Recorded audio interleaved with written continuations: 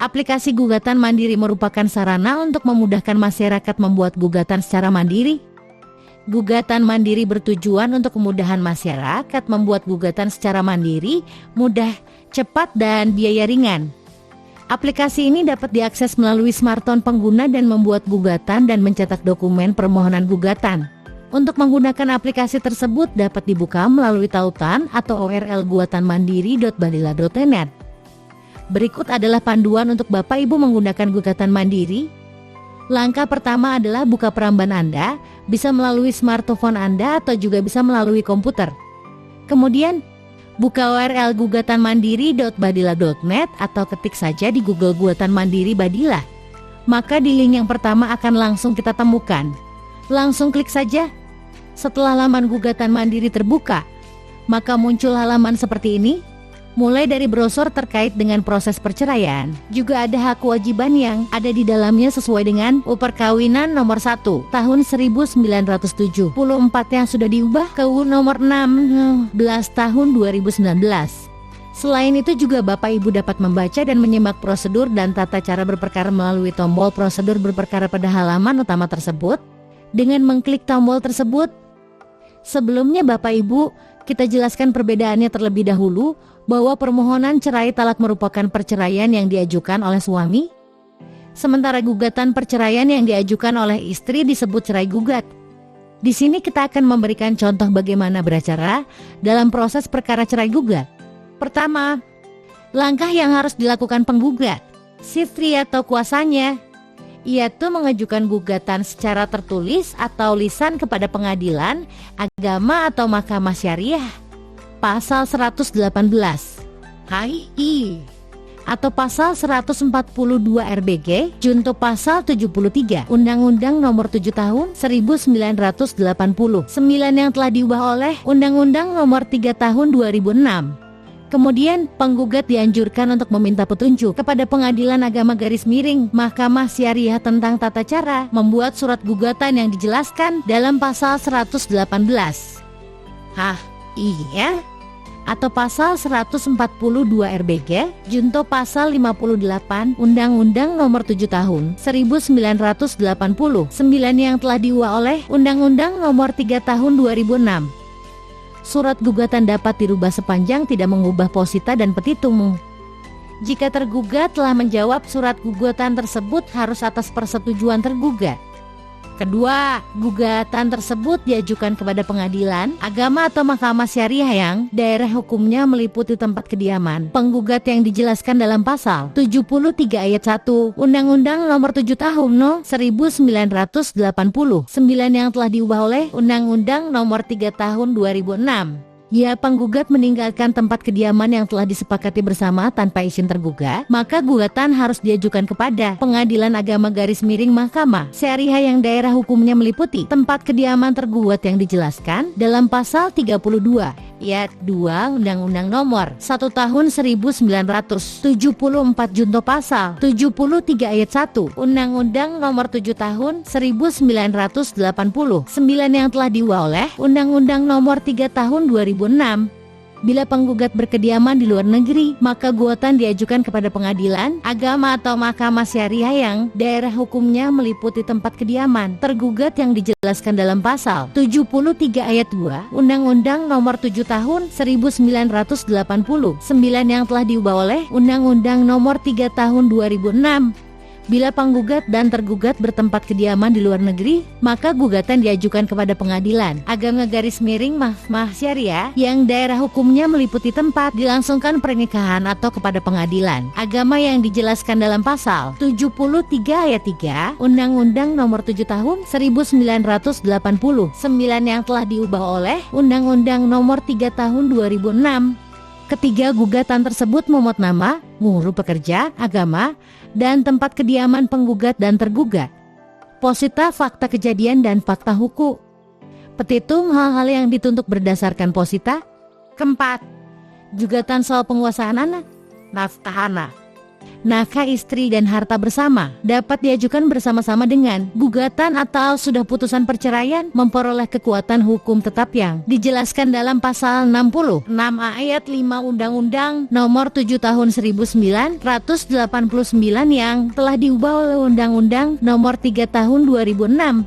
Kelima, membayar biaya perkara yang dijelaskan dalam pasal 121 ayat 4 HIR atau pasal 145 ayat 4 RBG junto pasal 89 Undang-Undang Nomor 7 Tahun 1989 yang telah diubah oleh Undang-Undang Nomor 3 Tahun 2006.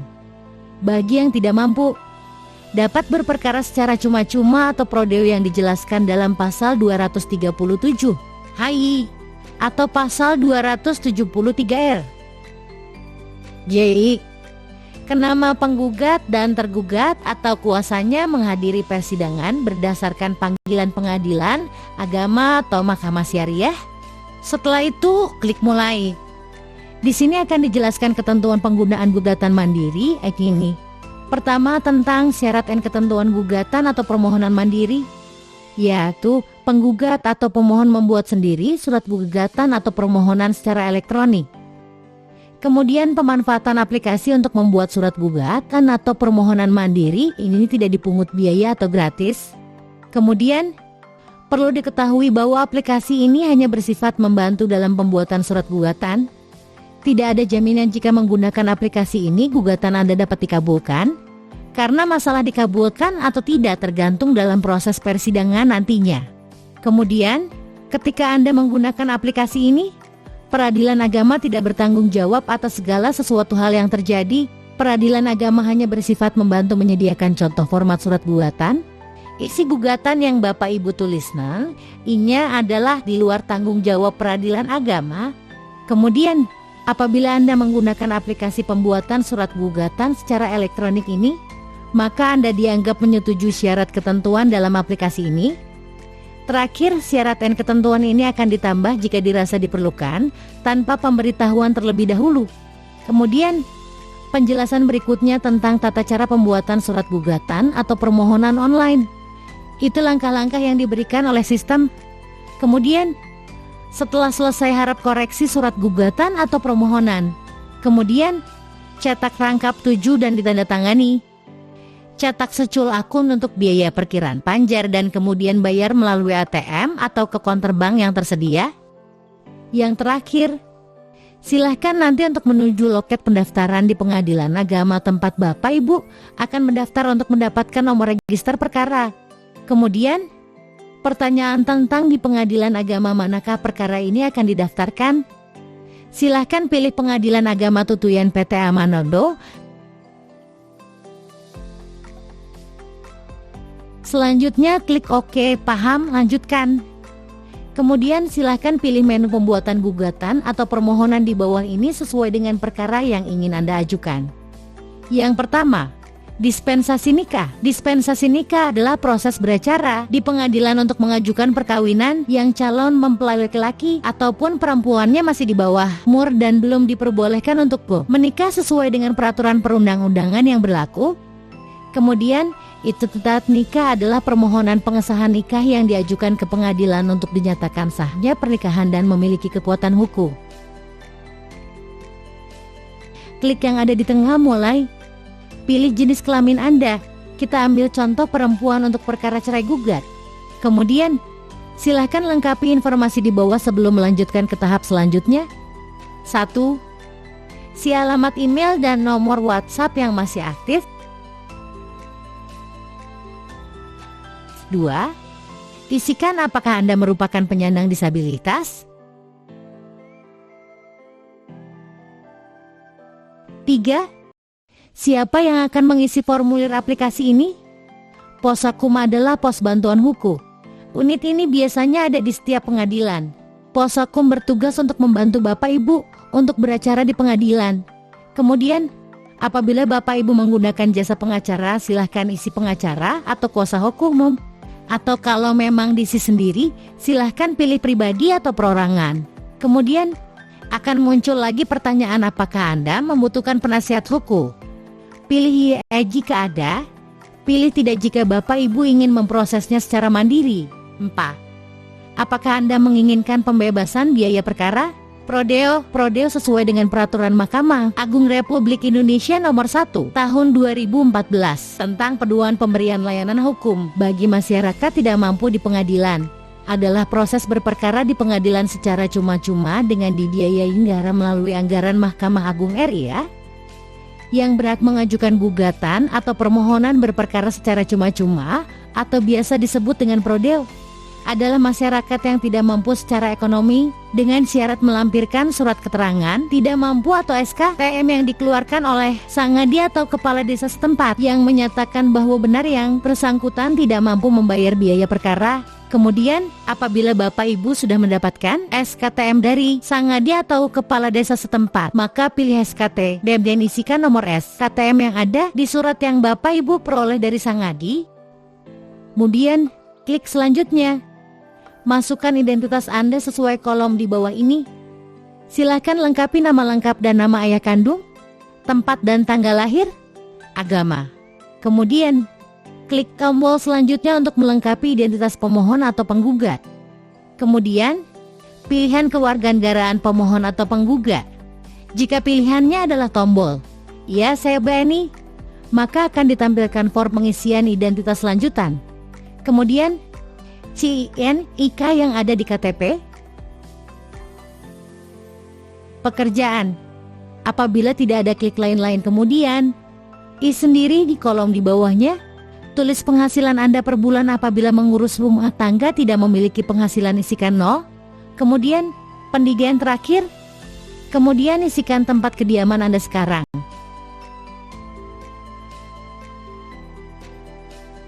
Kemudian klik selanjutnya. Akan muncul pertanyaan apakah Anda dan suami Anda masih tinggal satu rumah. Apabila ya, klik iya. Apabila sudah berpisah, klik tidak.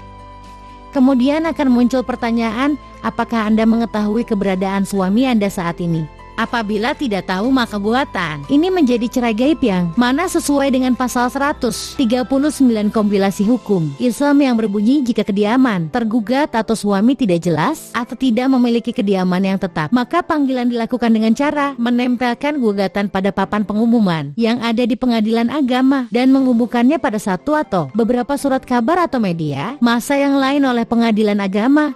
Jika sudah dilakukan panggilan dan tergugat atau wakilnya tidak hadir, maka gugatan diterima kecuali jika gugatan tersebut tanpa hak dan tidak beralasan.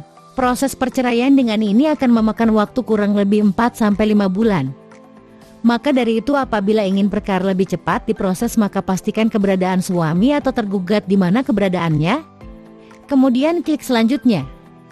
Masukkan identitas suami atau tergugat sesuai kolom di bawah ini. Silahkan lengkapi nama lengkap dan nama ayah kandung, tempat dan tanggal lahir, agama.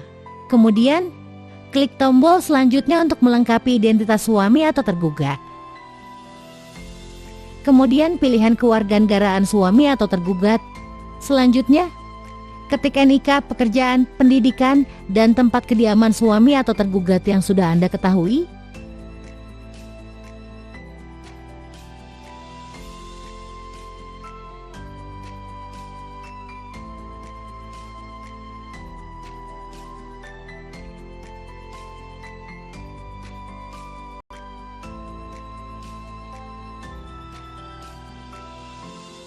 Klik selanjutnya. Kemudian, isi identitas pernikahan Anda. Silahkan lengkapi identitas perkawinan sesuai dengan data pernikahan pada buku nikah Anda. Klik selanjutnya. Kemudian muncul pertanyaan apakah Anda dan suami hidup rukun setelah menikah. Pilih sesuai dengan keadaan yang Anda ingat. Kemudian, muncul pertanyaan apakah selama pernikahan Anda dan suami dikaruniai anak. Klik iya apabila dikaruniai anak. Kemudian, klik mana. Silahkan lengkapi semua isian pada form identitas anak. Nama anak, jenis kelamin, tempat atau tanggal lahir, agama, status anak, pendidikan, dengan siapa anak tinggal. Apabila berpindah-pindah, silahkan pilih yang paling sering dengan siapa. Kemudian, HOBI, bagi KEGMRAN.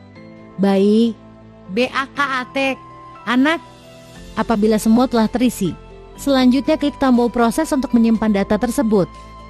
Jika sukses disimpan, akan ditampilkan konfirmasi bahwa data anak sukses atau berhasil disimpan. Silahkan tambah anak lagi apabila memiliki anak lebih dari satu. Kemudian muncul pertanyaan setelah menikah, di manakah Anda dan pasangan Anda hidup bersama? Di rumah orang tua saya, di rumah orang tua suami atau istri saya, mertua, di rumah kediaman bersama, atau berpindah-pindah, terkadang di rumah orang tua saya, terkadang di rumah mertua. Kemudian muncul berapa lama tinggalnya.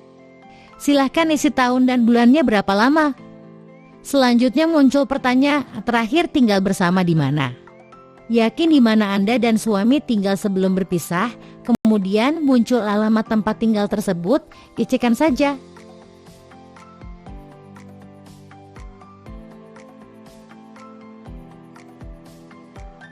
Kemudian muncul pertanyaan, sejak kapan rumah tangga Anda tidak harmoni?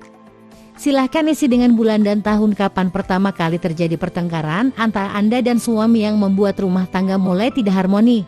Dapat secara spesifik hingga tanggalnya apabila ingat.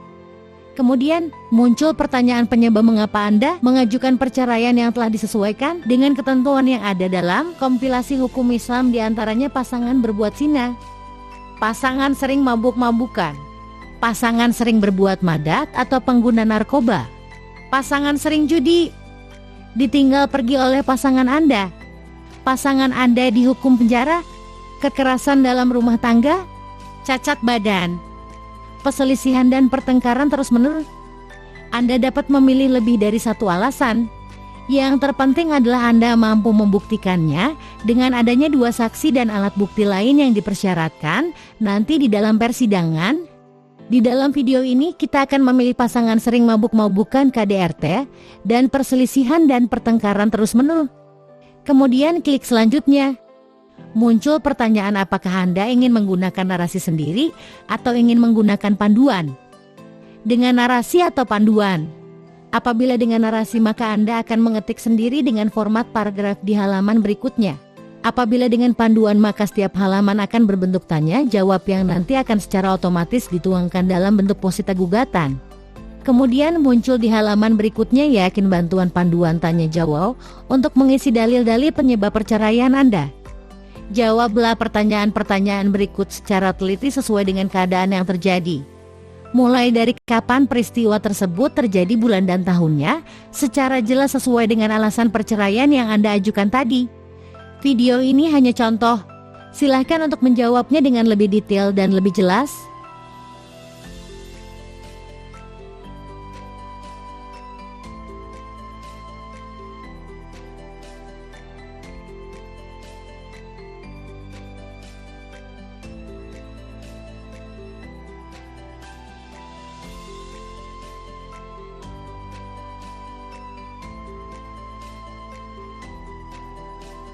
Selanjutnya muncul bentuk paragraf dari posita gugatan yang Anda sudah jawab tadi. Silahkan diteliti kembali, apabila ada yang ingin diganti silahkan langsung saja dihapus di halaman tersebut. Kemudian klik selanjutnya. Pada halaman ini terdapat tambahan tentuan lain yang ingin diajukan. Hak asuh anak ata hadana, nafkah anak atau nafkah madia anak, atau mengenai tuntutan hak-hak istri yang meliputi nafkah ida, nafkah selama masa tunggu, butah, taliasi atau KNANG, STIP, KNANDN, bagi, MBRAIN, mantan suami kepada mantan istri, nafkah madia istri, nafkah istri masa yang lalu. Silahkan isikan nominal yang Anda ingin tuntut kepada tergugat atau suami terkait dengan mana hak yang akan ajukan ke persidangan. Apabila tidak ingin mengajukan tuntutan lain ini, silahkan lewati saja. Di akhir halaman akan muncul preview posita atau dalil-dalil pengajuan perceraian. Pada halaman ini Anda dapat merapikan atau mengkoreksi hal-hal yang diperlukan. Apabila sudah yakin dengan gugatan yang sudah dibuat, silahkan klik selesai. Kemudian muncul halaman ini, silahkan klik cetak gugatan. Maka gugatan yang Anda telah buat sudah dapat dicetak dan dipergunakan untuk kepentingan mengurus proses perceraian di pengadilan yang sudah Anda pilih tadi di awal. Setelah dicetak, tanda tangani, Silahkan menuju ke pengadilan sesuai dengan wilayah domisili Anda. Kemudian, tanyakan kepada petugas syarat lain yang dibutuhkan dalam pengajuan proses perceraian yang akan Anda ajukan. Itu tadi video tentang panduan penggunaan gugatan mandiri. Terima kasih atas perhatiannya.